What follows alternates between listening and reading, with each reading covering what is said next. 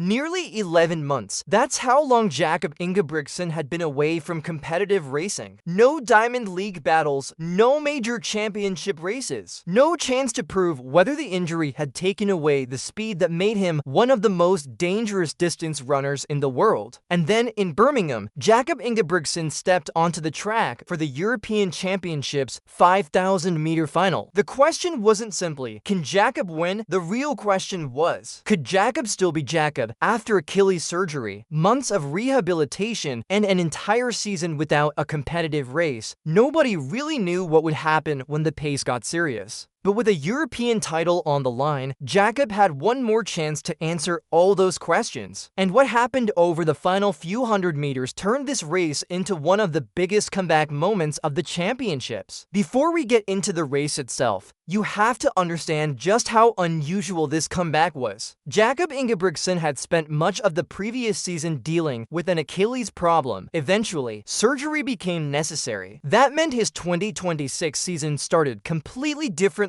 from what fans had expected. Instead of racing against the world's best, Jakob was rebuilding, running, recovering, testing the Achilles, and slowly trying to get his body ready for championship competition. For an athlete whose entire reputation is built around consistency, speed, and racing at an incredibly high level, that uncertainty was huge. There was no guarantee that his old finishing speed would still be there. There was no guarantee that he could handle the physical demands of a championship 5,000 meters. And most importantly, there was no real race beforehand to show us what Jakob had, so Birmingham became the ultimate test. His first major race of the season, a European Championship final, and a distance where one tactical mistake can destroy an entire race. As the 5,000-meter final got underway, Jakob immediately looked different from the athlete we were used to seeing dominate races from the front. He wasn't desperate to control everything. He wasn't trying to prove his fitness in the opening laps. Instead, Jakob stayed patient. The field settled into its rhythm, with the runners packed together and the pace remaining controlled. For Jakob, this was important. After such a long period away from competition, there was no reason to waste energy early. The goal wasn't to win the race after 2 kilometers. The goal was to still have something left when the race became a sprint. And that's exactly where Jakob has always been so dangerous.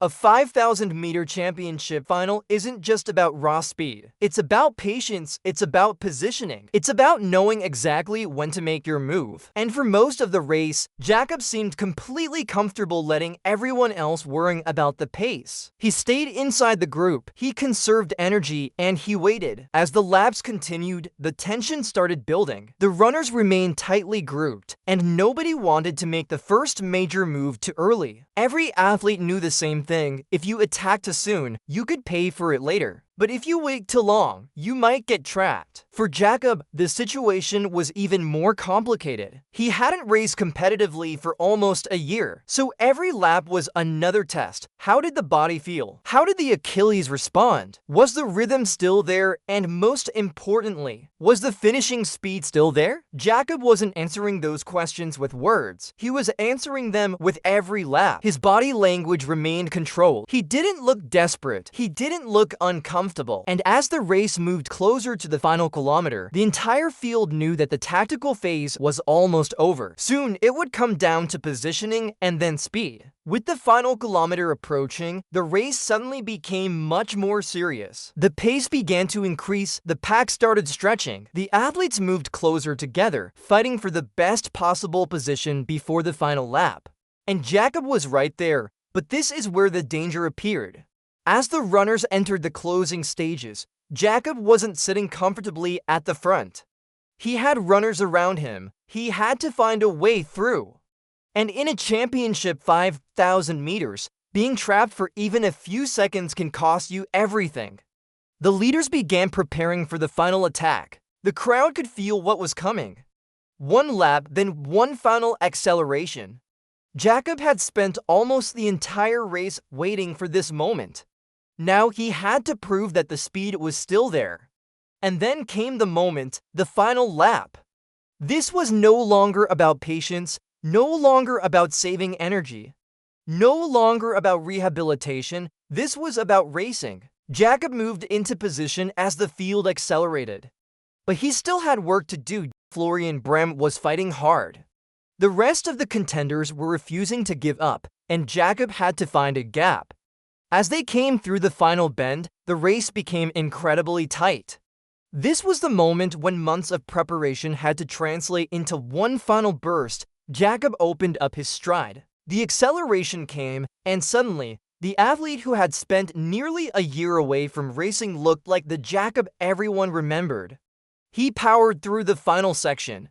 The gap started disappearing, then Jakob moved past his rivals. The finish line was getting closer. Brem was still fighting. But Jakob had found another gear, and in the final meters, there was no doubt. Jakob Ingebrigtsen was going to win. He crossed the line in 13 minutes 15 seconds and 29 milliseconds. European champion, again, Jakob Ingebrigtsen had done it. After nearly 11 months away from competitive racing, after Achilles surgery, after an entire season of uncertainty, he returned to the European Championships and won the 5,000-meter title. 13 minutes 15 seconds and 29 milliseconds. Florian Brem followed in 13 minutes 15 seconds and 60 milliseconds for silver, while Eddie and Dogwinos took bronze. But the numbers only tell part of the story, because this wasn't simply another gold medal for Jakob. It was his fourth consecutive European 5,000-meter title. And that made the victory historic. He had gone from wondering whether he would even be ready to race, to standing on top of the European podium once again. What makes this victory so impressive isn't simply the final sprint, it's everything that happened before it. Jakob didn't need to dominate the race from the beginning. He didn't need to prove anything in the opening kilometers. He raced intelligently, he stayed patient.